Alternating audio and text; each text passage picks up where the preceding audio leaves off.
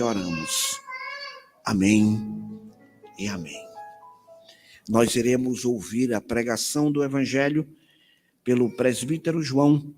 Nesta noite ele está na responsabilidade de trazer a mensagem do Evangelho aos nossos corações. Nesse mesmo espírito de reverência, vamos ouvir a mensagem do Evangelho.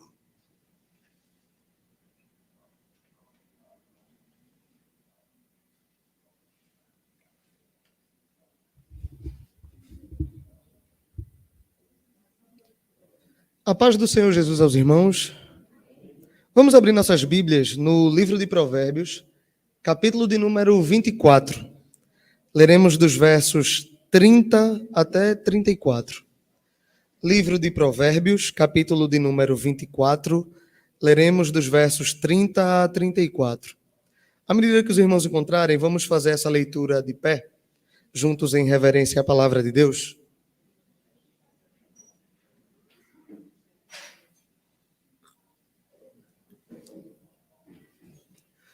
Livro dos Provérbios, capítulo de número 24, versos 30 a 34. Antes de iniciarmos, eu já deixo a recomendação que o tema que trabalharemos hoje pode ser expandido e mais aprofundado na sua casa nas próximas semanas. Boa parte do que eu vou falar é algo que se encontra, com certeza, na Bíblia, em um livro do reverendo Tiago Cavaco. O nome do livro é 6 Sermões contra a Preguiça. É um livretinho pequeno, com 6 pregações que ele fez sobre o tema, que eu acho muito importante que os irmãos mais à frente procurem adquirir, é bem barato. É um material muito bom para se estar lendo em casa, nos cultos domésticos e nas devocionais. Provérbios capítulo 24, leremos dos versos 30 a 34. A palavra de Deus diz assim: Passei pelo campo do preguiçoso, e junto à vinha do homem falto de entendimento.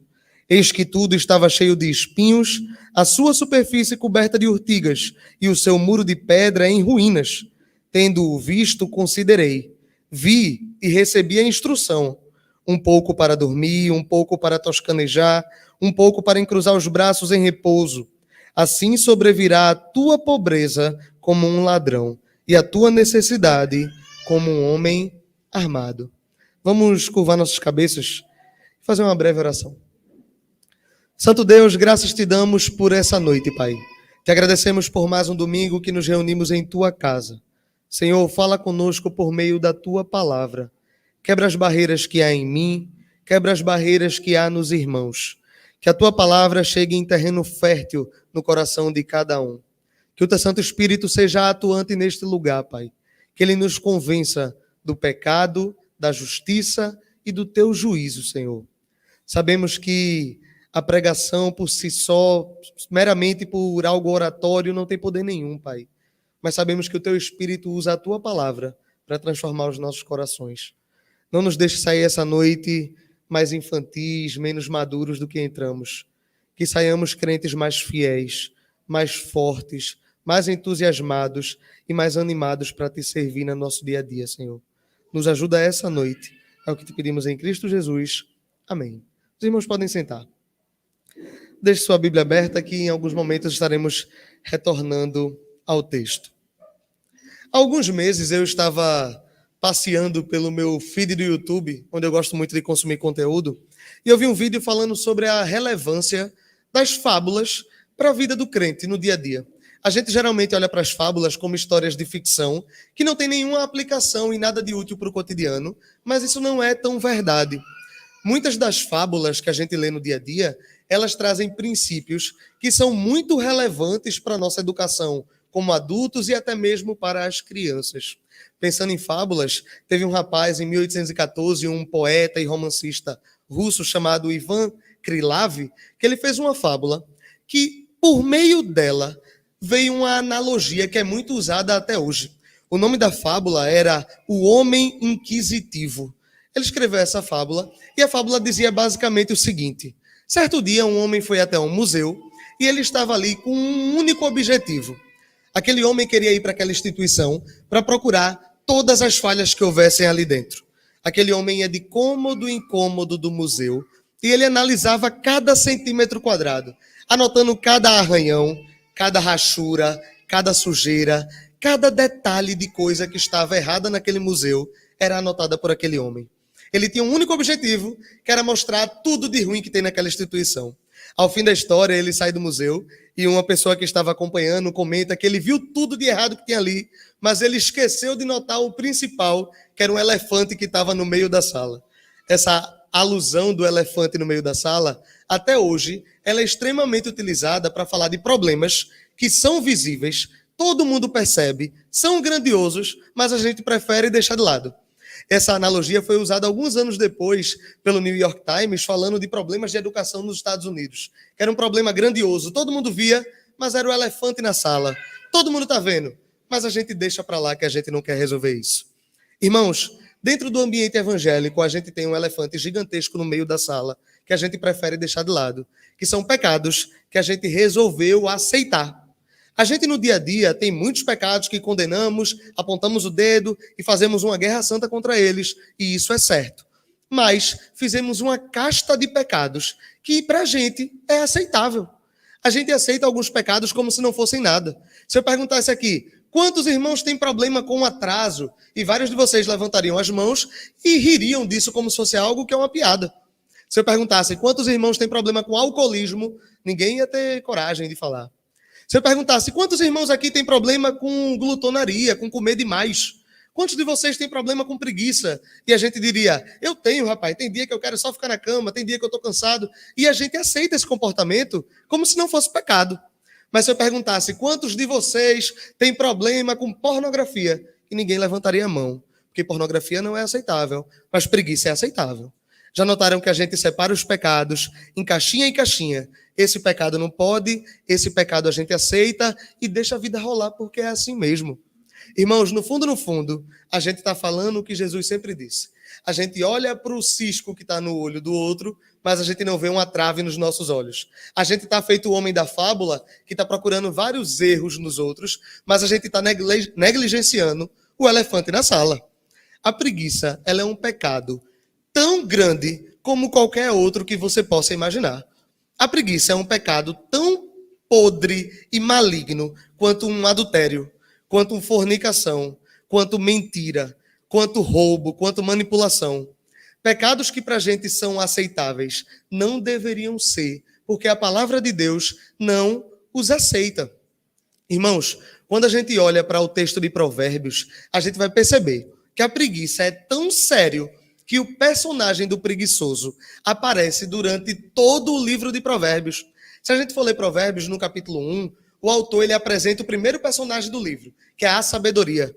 O autor vai dizer que a sabedoria, ela grita nas praças. Olhem, me escutem, tenham um entendimento. E a gente aprende no capítulo 1 de Provérbios que o temor do Senhor é o princípio de toda a sabedoria. Mas a sabedoria não é o único personagem que está no livro de Provérbios. Quando a gente continua lendo, a gente vê outros que são tão relevantes quanto e que a gente aprende pelo mau exemplo. A gente vê o personagem da mulher adúltera e a gente vê muito o personagem do preguiçoso. A todo momento, o preguiçoso, ele é um personagem antagônico ao personagem da sabedoria.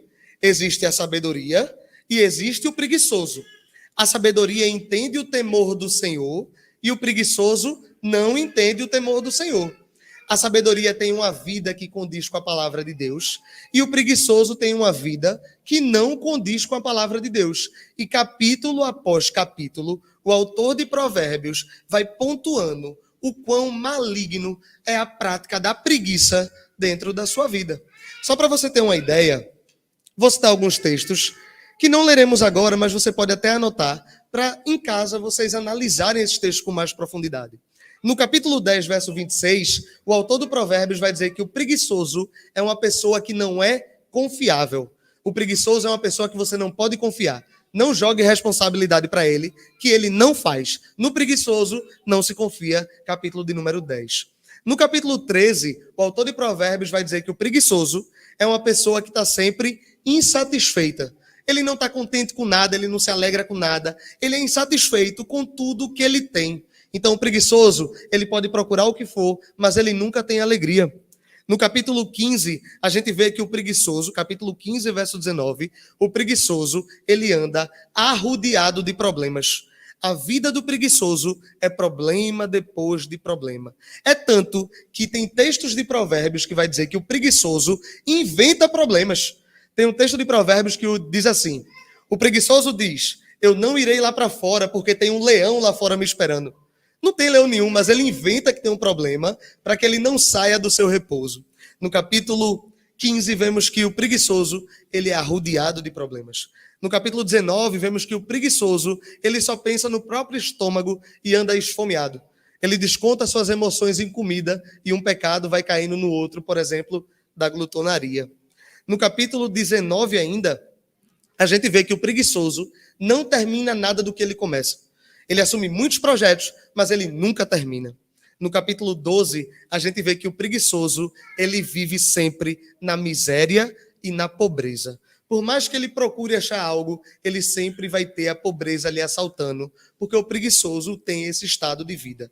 E o pior de todos, irmãos, é que no capítulo 26, a gente vê que o preguiçoso, ele é incorrigível. Incorrigível. Por mais que você debata, por mais que você converse, por mais que você mostre, o preguiçoso, ele não quer correção. Tem um texto que diz que os sábios ganham mais à custa dos tolos do que os tolos dos sábios. Aí o provérbio lá, que é um provérbio português, diz assim: porque o sábio, ele não imita o vício do tolo, e o tolo que deveria imitar a virtude do sábio, ele não o faz. Irmãos, a preguiça é um problema que deve ser levado a sério. Tem inúmeras consequências, e a Bíblia é farta em dizê-lo.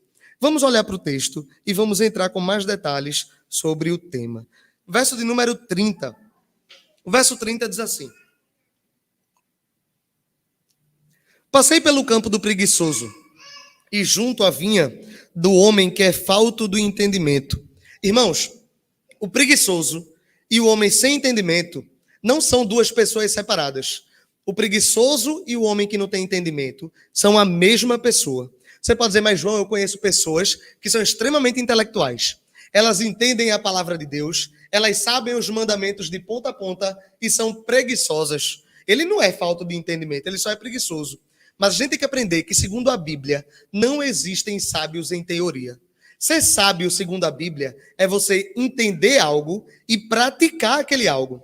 Se você é uma pessoa que tem um conhecimento teórico de algo e aquilo não se aplica na sua vida, a Bíblia vai lhe chamar de estúpido e de tolo.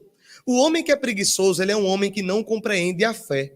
O homem que vive em preguiça, ele pode dizer que leu a Bíblia de capa a capa, mas ele não entendeu a mensagem do Evangelho. Ele pode ter lido o que for, mas para a Bíblia, o sábio é aquele que leu, entendeu e vive. O preguiçoso é um homem que não tem entendimento. O preguiçoso é um homem que é tolo. O preguiçoso é um homem que é estúpido. E isso é palavra da própria tradução bíblica. Não pense que um homem pode ser sábio em conceito, sem ser sábio em práticas, porque a Bíblia deixa de lado essa hipótese. Essa hipótese não existe de acordo com a palavra de Deus. Eu passei pela vinha do preguiçoso, eu passei pela vinha de um homem que não tem entendimento. A falta de entendimento torna ele preguiçoso. Aí você pensa, João, por que a gente vai tratar desse tema? Isso é algo fatalista. O preguiçoso, ele não faz mal a ninguém, rapaz. O preguiçoso não quer fazer nada. Ele está deitado no sofá dele, assistindo televisão, ou está na cama fazendo nada. Por que o preguiçoso tem que ser tratado como algo tão grave se ele não está fazendo coisa nenhuma? O preguiçoso não está fazendo mal a ninguém. Irmãos, e isso é uma das maiores mentiras que a gente pode acreditar.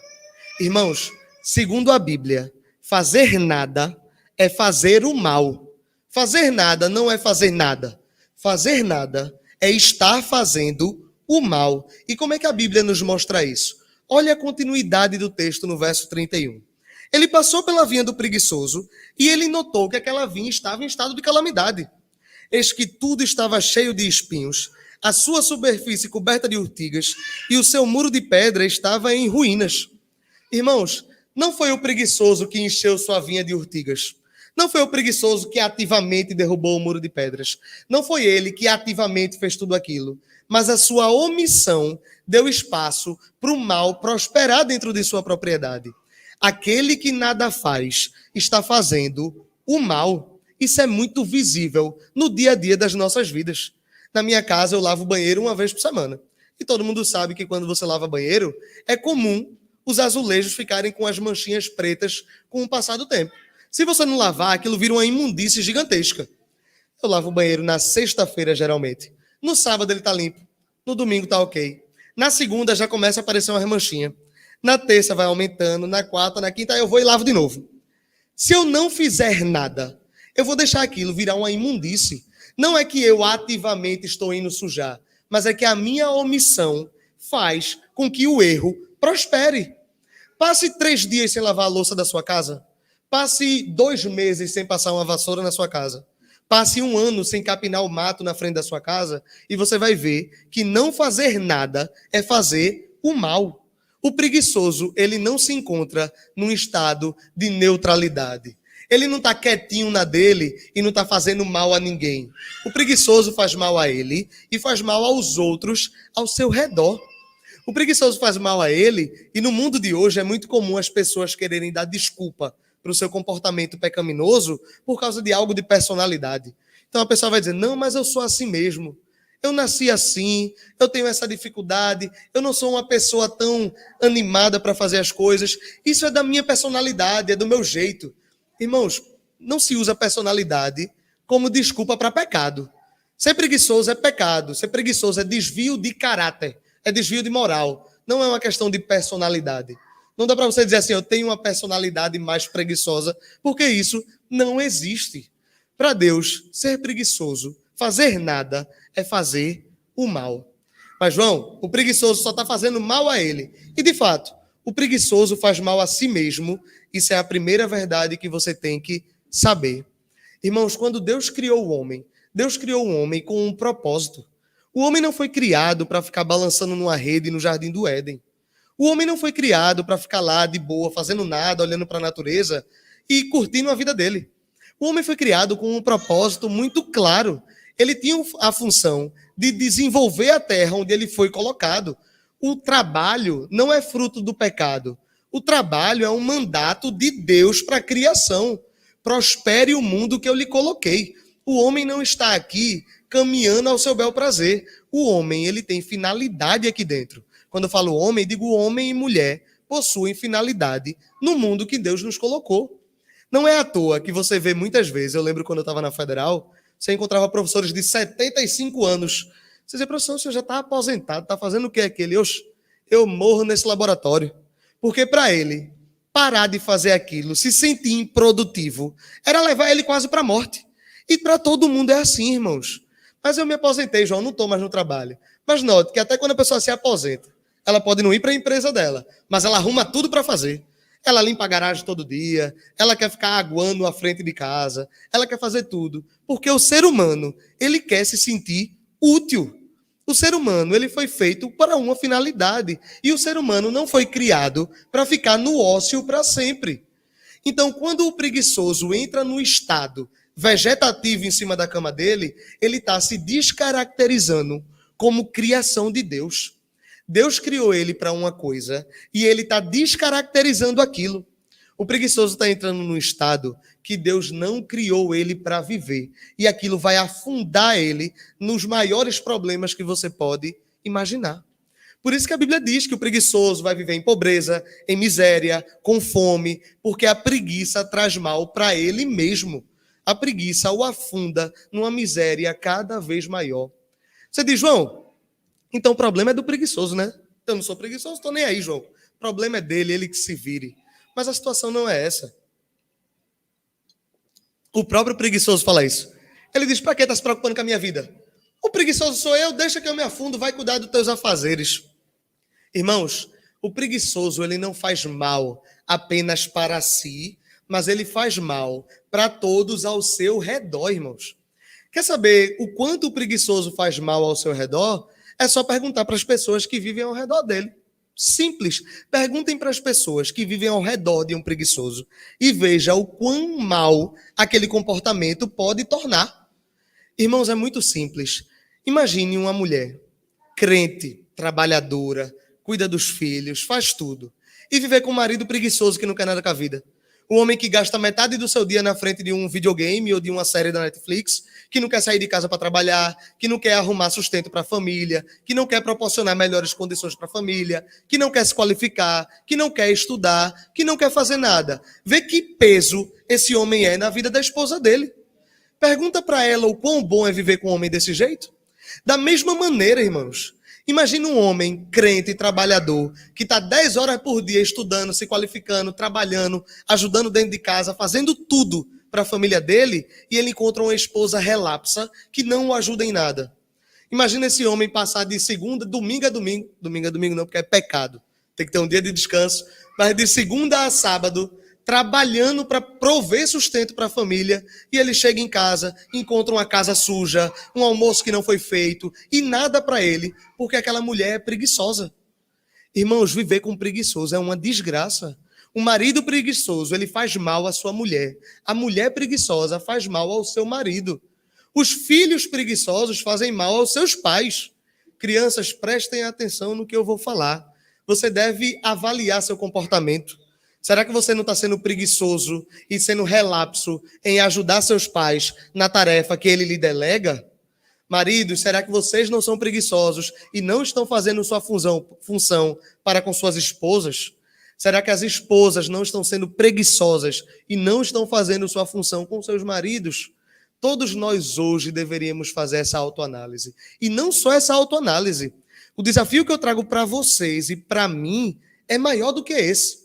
Porque hoje, ao fim do culto, quando chegarmos em casa, a gente não olha para o nosso familiar que mora conosco, para o nosso cônjuge, e pergunta a ele: meu bem, no que é que a minha preguiça tem lhe feito mal?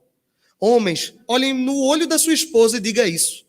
O que é que a minha preguiça tem causado de mal para você e para a nossa família? Como é que eu posso mudar? Eu estou agindo errado aonde? Onde é que eu estou sendo relapso? Onde é que eu estou sendo preguiçoso? Onde é que eu não estou me dedicando? Que eu preciso fazer para minha família melhorar? Pergunte isso. Espere uma resposta. Seja maduro e mude. Da mesma maneira, as mulheres, olhem para os seus maridos e digam: meu bem, onde é que eu estou sendo preguiçosa para com você, para com os nossos filhos? Como eu estou fazendo mal à nossa família por meio da minha preguiça? Pergunte isso ao seu marido e escute ele, porque ele sabe o que ele está sofrendo e ela sabe o que está sofrendo com ele também. O preguiçoso faz mal a todo mundo ao seu redor. Crianças, perguntem aos seus pais: como eu posso lhe ajudar mais dentro de casa, mãe? Como é que eu posso lhe ajudar, pai, nos afazeres domésticos? Como é que eu posso ser uma criança menos preguiçosa e poder lhe ajudar mais naquilo que o Senhor está me delegando? Irmãos, a preguiça não faz mal só para você mesmo. A preguiça faz mal para todo mundo que está ao seu redor. A gente falou de âmbito familiar, mas isso reverbera nas maiores esferas da sociedade. A preguiça faz mal ao indivíduo. A preguiça faz mal ao núcleo da família. Se eu só der mais um próximo passo, a preguiça faz mal no ambiente de igreja. Imagina você ter uma igreja com um pastor preguiçoso. Pastor que não quer fazer as obrigações. Imagina um conselho preguiçoso. Ninguém quer fazer nada, ninguém vai fazer as obrigações, ninguém vai fazer o que tem que fazer. E a igreja vai ficar o Deus dará. Imagina uma igreja com a membresia preguiçosa que não quer assumir as responsabilidades que tem dentro da igreja. Responsabilidades nas mais diversas áreas.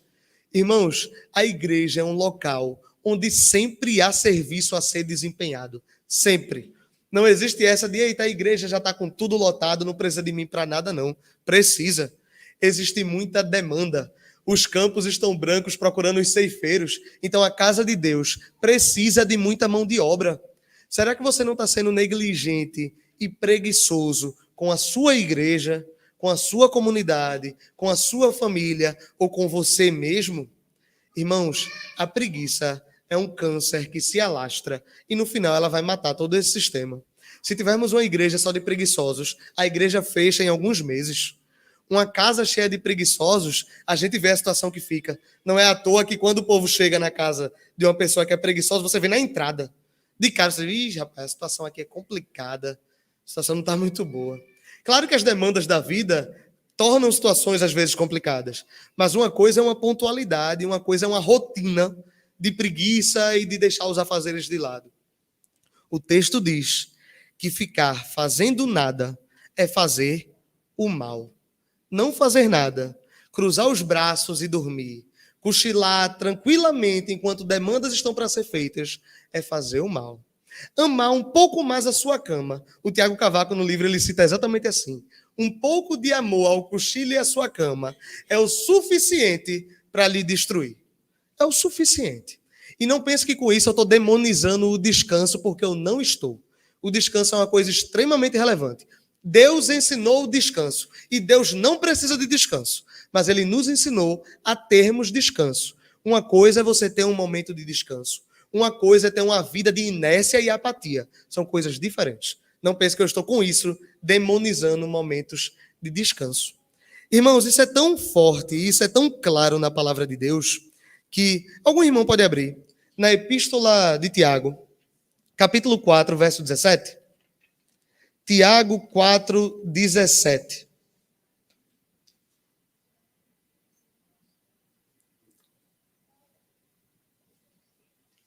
Tiago, capítulo 4, verso de número 17.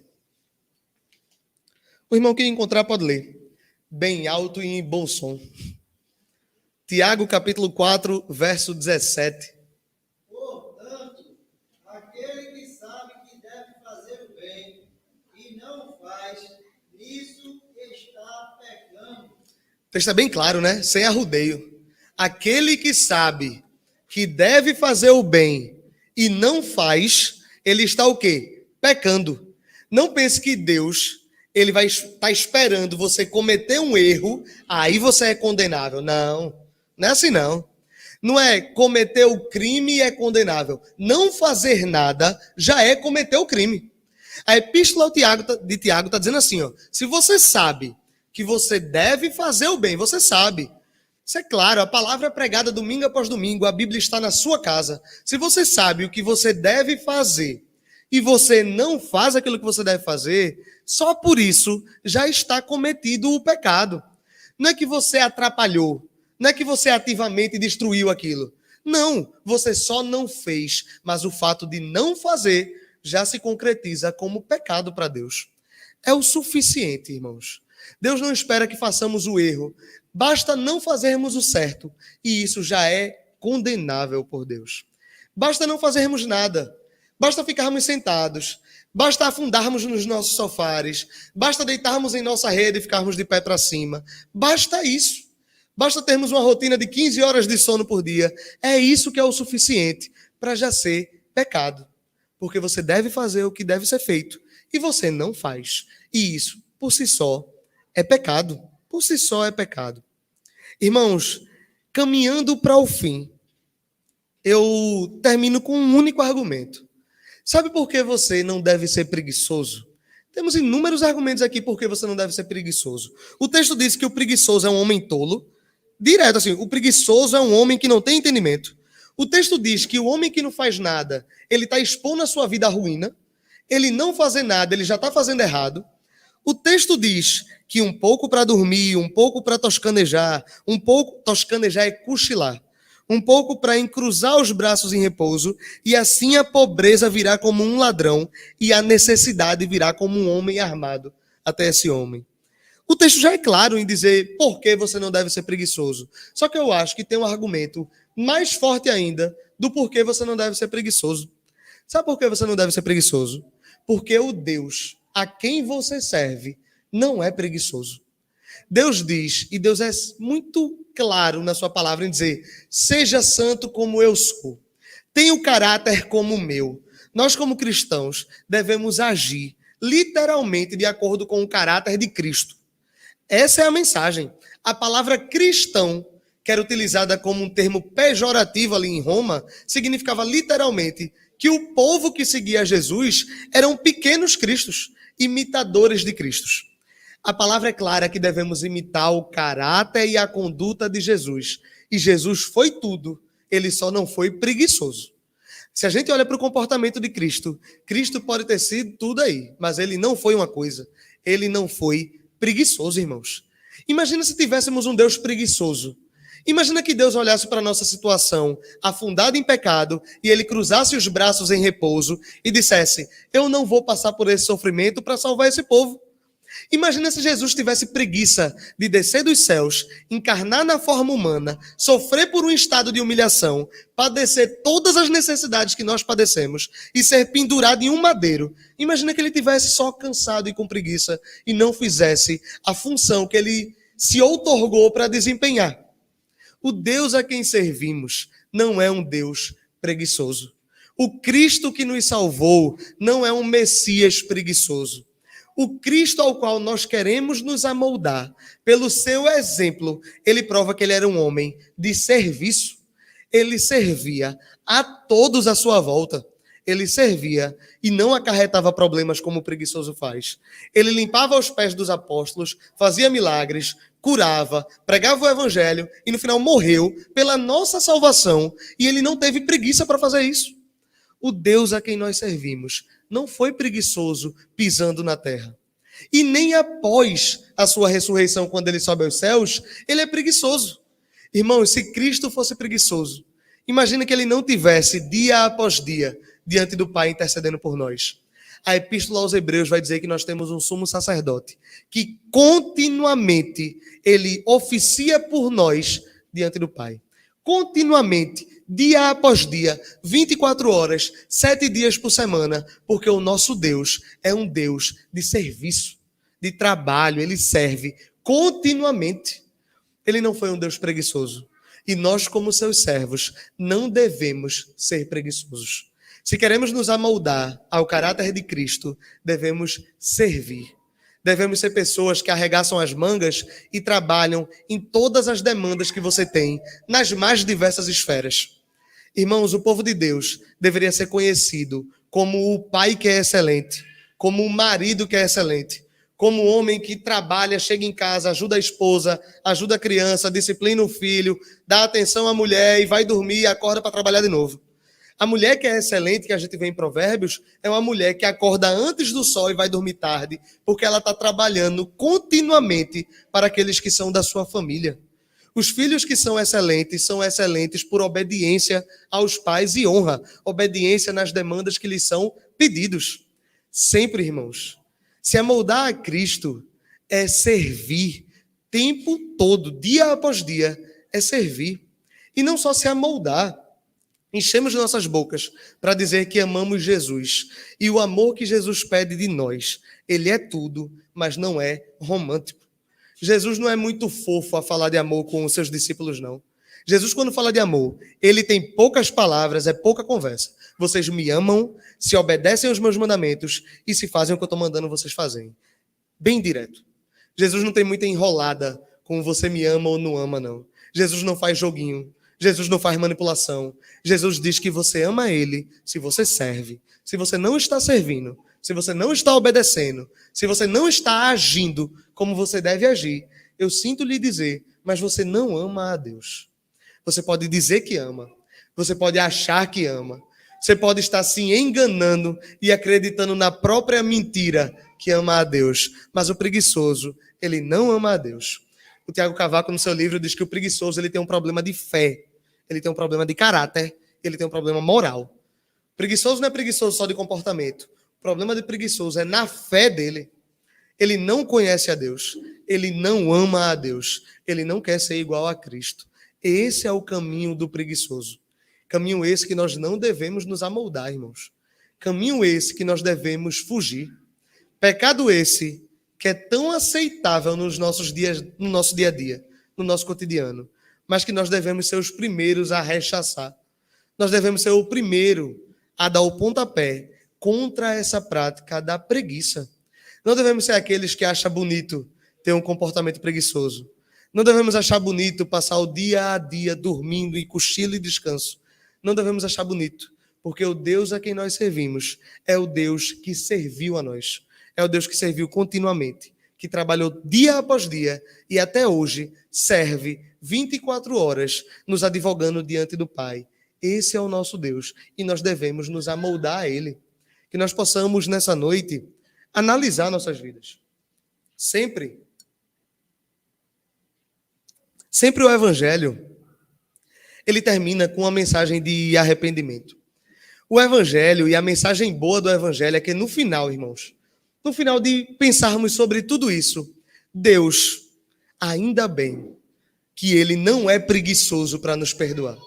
Ainda bem que Deus não terá preguiça de nos perdoar se nós assumirmos os nossos erros, se nós aceitarmos nossas falhas e nos arrependermos.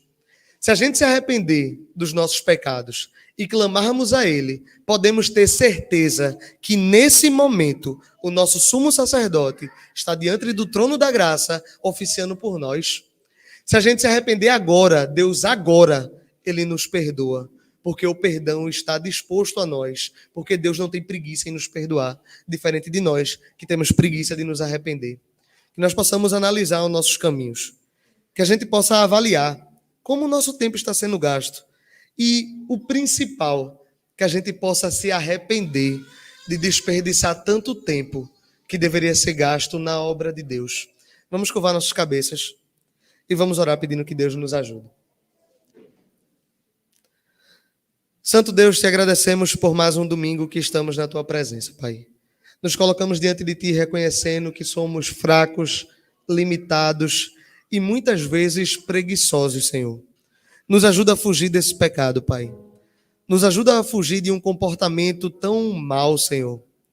Que nós possamos ter ciência da gravidade do nosso pecado. Que possamos saber, Senhor, que a preguiça é algo que não se conforma com o teu caráter. Senhor, que teu Espírito venha mudar nossos corações, que teu Espírito nos ajude, nos transforme e nos torne servos melhores, Pai. Que sejamos servos animados e entusiasmados em colocar a mão no arado e fazer a tua obra. Senhor, nos ajuda em nossos lares, Pai.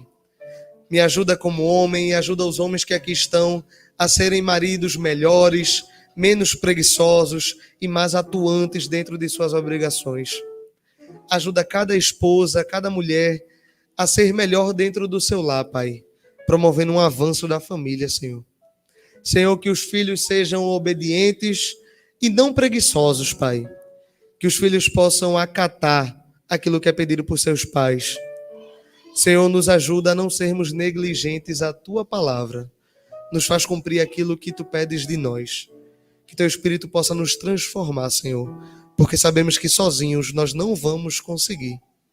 É o que eu te peço nessa noite, em Cristo Jesus. Amém.